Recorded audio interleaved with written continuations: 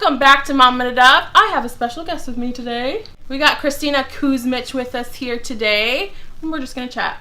Let's chat. Let's do a soda session. While I drink my coffee. I don't have a drink. Okay, but mommy drug right here, coffee. Yes. Kristina is a fellow YouTuber. And if you have been living under a rock and don't know who she is the Truth Bomb Mom. So she drops some truth bombs, and every once in a while. And sometimes the video literally has no truth bombs. It's just me being a goofball. No, but like the way you talk about stuff is just like being honest, being true about like motherhood. When I first saw your videos, I was just like, that is the mom I want to be. Aww. Loving but firm, but also like aware, like of what's going on in the world and in your kid's life, and you know, like that's the mom I want to be. So you're definitely a mom hero of mine. Thank you. That's so sweet. Now I feel like I have to live up to this. Jeez, the pressure. Oh, sorry. Okay, so I've gotten to know you a little bit. Let me just say, Kristina is probably one of the most genuine people I've ever met in my life. I paid her a lot of money to say that. It's true. When you meet someone, you can feel their vibe, and you can feel like, and I get all goodness from you. Aww, honestly. Thank so you. You're so like sweet. Sweet. So you moved to the U.S. when you were 14 from Croatia. Yep. Okay. Single mom. Not at 14. No. Had kids. Got married. Had kids. Got divorced. Got divorced. Yeah. Did the single mom. We're kind of in like the depths of your despair at one point. Mm-hmm. We've talked about depression and anxiety and how crippling it is, and how you are on the floor crying or like wondering why you're alive. And you pulled out of it by doing things for other people. I was like at, rock bottom, broke, depressed, all that stuff. And then it just dawned on me, I don't know if you've ever felt this, but like when we're in a really bad spot, whether it's serious depression or just a really bad day, it feels permanent, right? Yes. And we become obsessed with ourselves, and we literally can only think about how hard life is, and you know. And so I realized that it was all about me. Like everything was, all I was thinking and worrying about was me, and I was like, I want to worry about somebody else. I want to think about somebody else. I mean, not just me. It was me and my kids, right. But I needed to get outside of that. And so yeah, through just doing things for others, I was slowly sort of gain my worth, which I always say the kindness is like the best drug. It's the best high, totally. Right? It's, you know, every time you are able to do something nice for someone else, you kind of leave just like standing taller, and you're like, wow. So when you feel worthless and when you feel like a loser and you have nothing to offer, and now you make yourself offer something, all of a sudden you're like, oh, okay, I'm worth something. I have worth. Yes, like my life has value. Yes. Okay, so I had a lot of aha moments this weekend with you and getting to know you, and that was one of the things that I took away from like listening to you, is that you're enough. No matter who you are or what you have to offer, like you are unique and you are enough. You are a mom enough, you are wife enough, you're a friend enough, you're a sister enough, you're enough.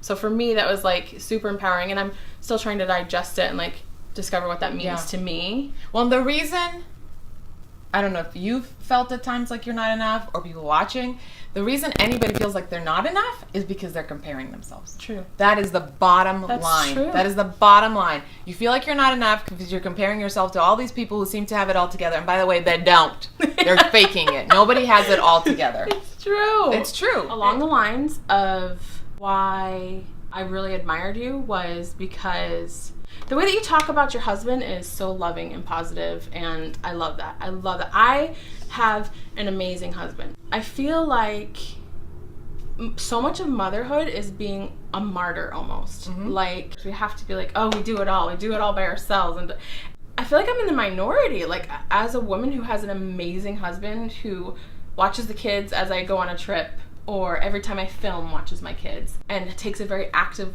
role in their life. I feel sometimes like I'm less of a woman. We're talking comparison again. Right. Why do you feel like that makes you less of a woman, that you have a supportive husband? Because women who do it all by themselves, they're stronger than me. They're doing it all by themselves. No, you were the smart one that picked a husband who would be supportive. Sorry. Okay. Sorry. No, I mean, you made a smart choice. You know, you weren't just like, oh, he's hot. You were like, is this going to be someone I can partner with in life? And I think a lot of times people get caught up in the romance. Yes. Or ladies, single ladies, yeah, listen to me right now, single ladies, or we list all the things we suck at and we're bad at, and then somebody shows us love and we're like, oh, I know that he blah blah blah, these are all the problems, but oh my gosh, he just loves me. I've never felt so loved, and it's just this feeling. And we literally do not think with our freaking brain, right? And then we marry this person, and then we're bitter because they're not helping out when they were never helping out when you were dating. Right. It's not like they tricked you into it, right? They weren't helpful and sweet before you. You know, this is very unromantic, but this is what I say. I think romance and sex is very important in marriage. I really do. But if we're going to be honest, that's a very small percentage of a daily life. Totally. And so what I have said, and again, this is not a romantic statement, but if you're looking for like a good, solid marriage, you have to almost think of it as a business relationship too. And you have to go, this person that I'm in love with, that I'm thinking of marrying, would I partner with them in business? Would I actually start a business with them because I trust them that much? Because I feel like they have 50% to offer, and I'm not going to be leading the whole thing, and I can, you know, they're accountable, and, you know, all that stuff that you would want to have a successful business.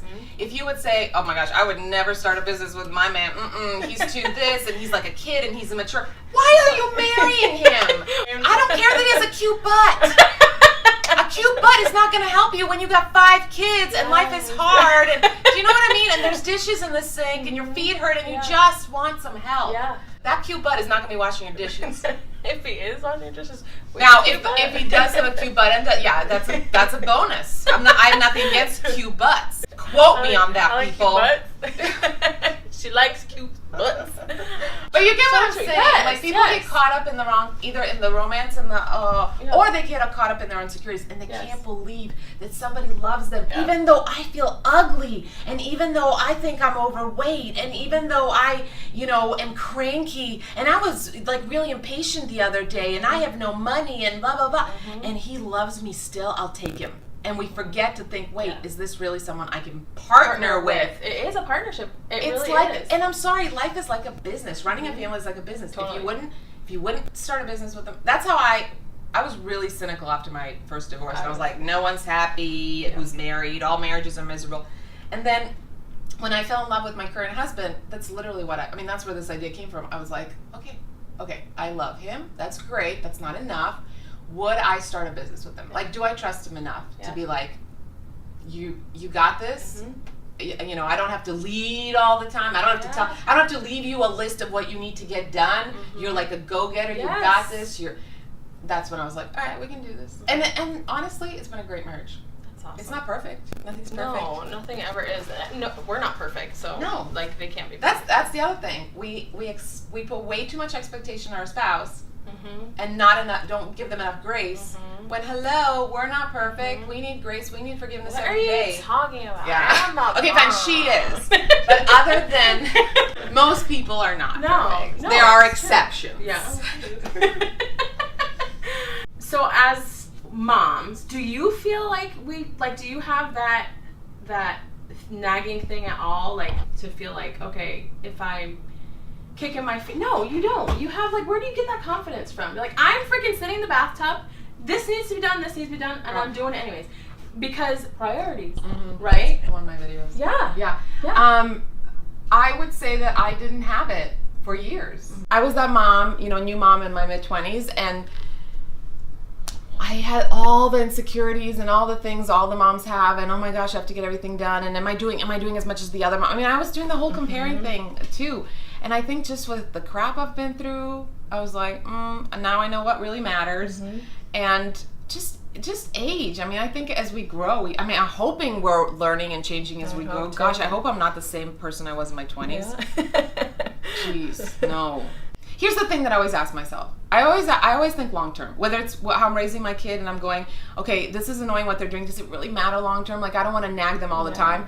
And same thing in my life. Like, okay, the dishes are dirty and the laundry's not done, but I'm going crazy and I need a break. What really matters? It matters that mommy stays sane. Yes. My kids need a sane mommy. My kids need a happy, rested mommy. My kids will not remember that. You know what? My mom had dirty dishes in her sink 3 days in a row. And there was crusty stuff that wouldn't come off. My kids will never remember that. Right. But they will look back on their child and go, my mom was always stressed. And she was always on edge. And she was, that's what they'll remember. And she's always dismissing me, telling me to leave the room. And I'm also teaching my kids something when I'm like, guys, mommy, tell them I'm taking a bath. Yes.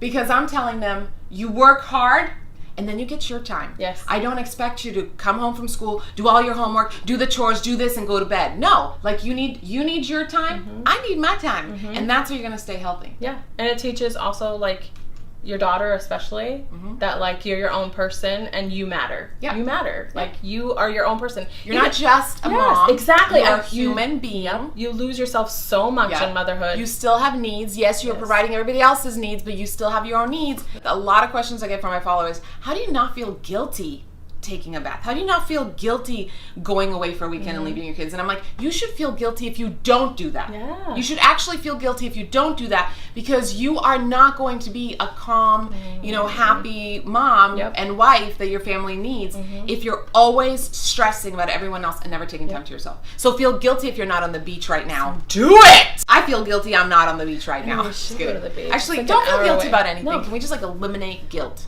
Let's. Guilt sucks. Brene Brown. Yeah, love her. Guilt versus shame. Like, guilty means you did something wrong. Yep. Shame is like that internal dialogue or whatever somebody else puts on you. Yep. Right? And so, like, we're shaming ourselves for taking a bath, for taking a vacation, for not doing the laundry. And by the way, what is that doing for you? Like, when you sit there and you feel guilty and you feel shame, and, like, what is, like, you spending your time and energy on that, what is that doing? Like, is that, tell me, name all the good things that are coming out of that. So me as a perfectionist in that way, I like justify it as, but it keeps me actually getting the stuff done that I need to get done. You know what? You can get your stuff done without beating yourself up. This is the thing. Think about it. If you have a kid who is struggling, right? Let's say in school, and you go, yeah, well, you're stupid and you should feel bad, and yeah, you're getting F's, blah, blah, blah. Will that motivate them more to get their stuff done? Or if you go, you know what? You got this. Yeah. You got this. So so you failed. So what? Everybody makes mistakes. You got this. If you talk to yourself that's going to motivate the kid, right? Yeah. Same with you. If you feel guilty a lot, you start feeling smaller and smaller, and then you actually do less. Yeah. Because now you're a loser, and losers don't get stuff done, and it doesn't matter, I'm a loser anyway. Right. You start adapting that attitude. But if you're like, so what? Stuff didn't get done today. So, you know what? Yes, I made a mistake with my kid today, but I apologize to him. You know what? Mistakes happen. I'm moving on. Yep. If you have that more confident, like, again, giving yourself grace attitude, then you feel like you got this. It's the same way we motivate our children, and we shouldn't shame our children. We have to do the same for us. It's true. Jeez. Gosh. Hallelujah. Hallelujah. Somebody get me a drink. I literally start sweating when I get excited. I know. There's sweat going on under here. Dripping. Yeah. Well, thank you. Thank you. Thank you. Thank you, seriously, from the bottom of my heart, for being a genuine person, for being wonderful, for taking your time and talking to me. In my hotel room. In her hotel room! This might be my first interview in a hotel room. Really? Well, like this. Like, hey, I'm sitting on my bed. I didn't put deodorant on yet. And I might not. But seriously, thank you. I appreciate your time with me, and I appreciate what you do for us moms. Thank you. I'm excited for you. Thank you. You're so follow this lady, support her. She's got a great heart. Thank you. She's doing this for the right reasons. Thank you. Thank you. Yeah. I sure am trying. You're doing it. Thank you. You're not just trying. That's the thing. You're doing it. You're doing it. You're already doing it. Yeah, I'm. There you go. Yeah, I'm doing it. Yeah. Yes. Thanks again to Kristina for sitting down and chatting with me and letting me get to know you this weekend. It's been amazing. Thank you. It's been a really fun weekend. Go ahead and follow her on her page if you don't know who she is already, which I'm pretty everyone does. Got it. So I'll go ahead and link it up. I'll link her up below. And subscribe to our channel, because guys, we're going to keep coming at you with this stuff. So we're going to keep it raw, keep it real, keep kind of digging a little deep. So until next time, we'll see you.